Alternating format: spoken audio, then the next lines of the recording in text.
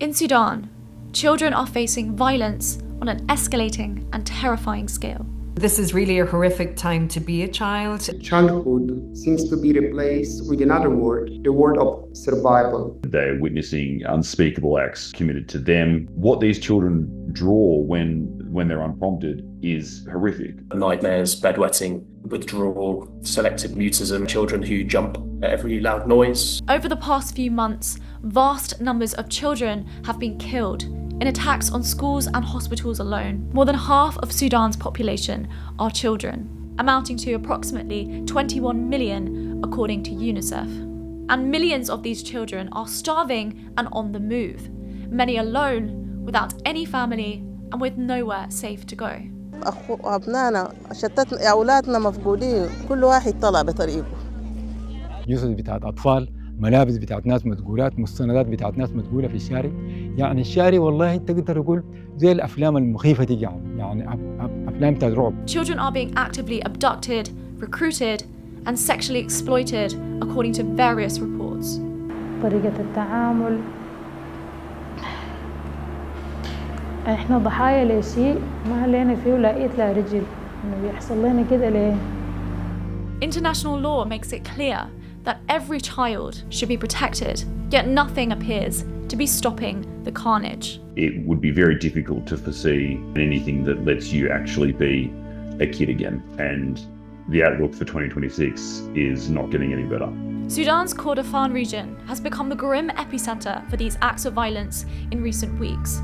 The UN has even warned of another El Fasher, referring to the Rapid Support Force's brutal takeover of the North Darfur city in October, which saw the massacre of some 60,000 civilians, leaving bloodbaths visible from space, and over 150,000 people still unaccounted for. Cordofan's resource-rich towns and location make it a strategic prize, and since the RSF began seizing control of key areas, it's also become a place where children bear the brunt of war. In early December, an RSF drone strike hit a kindergarten, killing dozens of children and wounding many more. Rescue teams coming to help were struck again in a so-called double-tap attack. Save the Children Sudan's Francesco Lalino was on the ground in the aftermath. We were shocked as Save the Children when we heard about this attack, deliberately targeting a kindergarten with children between 4 and 6 years old. The day after the attack, we rescued some of the injured children, but an estimated number of 66 children were killed, and it was also so hard to explain to their parents why. The same forces responsible for the strike, the RSF, have also been abducting children from nearby towns and gold mines.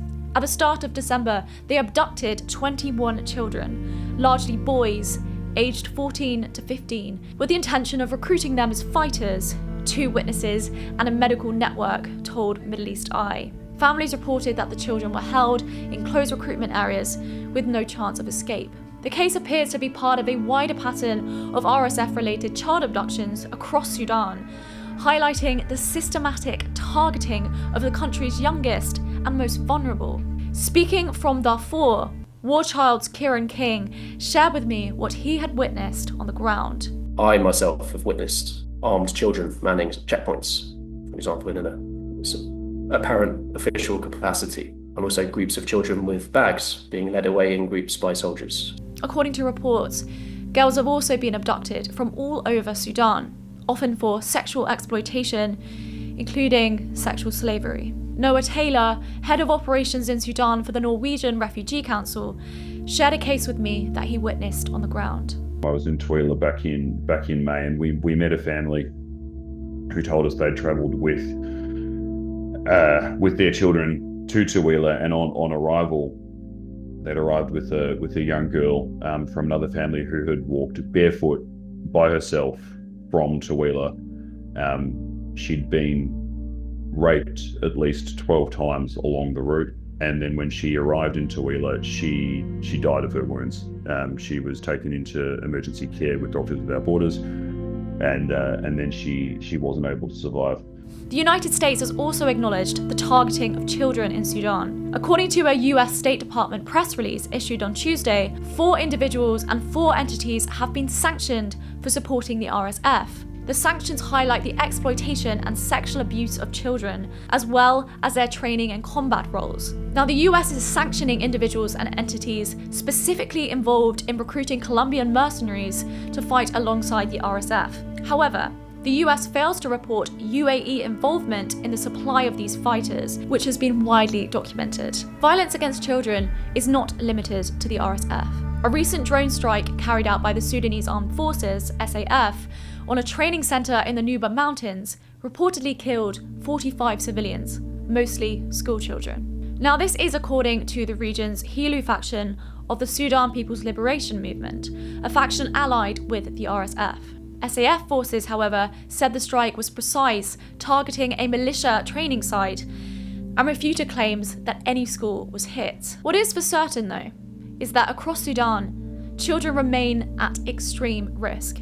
And the international community's response has so far been limited, despite the fact that UN experts and child protection agencies have repeatedly emphasized that all children, regardless of location or background, are entitled to protection under international law. Talking about Sudan is something like, oh, it's an additional burden. No, absolutely not. So it's still one of the worst humanitarian crises. And more you talk about what is happening in Sudan, more pressure you might have to really somehow stop these atrocities. The children that we've been talking about are the ones paying the price for this. We have been very disappointed, particularly this year, of the lack of sustained diplomatic pressure. Until that happens, I don't see a good outcome.